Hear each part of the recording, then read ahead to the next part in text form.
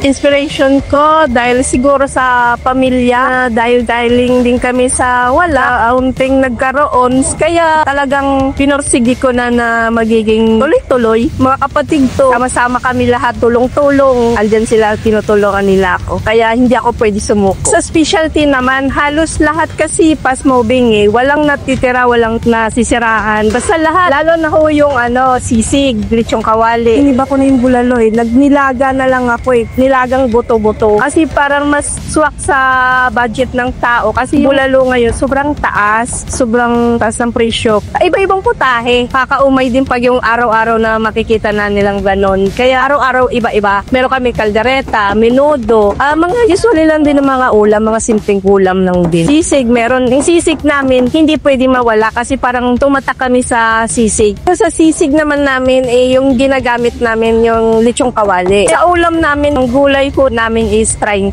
Tapos meron, ang serving ko namin ng ulam is 80. Maraming salamat po sa lahat ng mga customer ko na nagtiwala sa amin, sa mga lahat ng mga umorder sa amin. Maraming salamat po.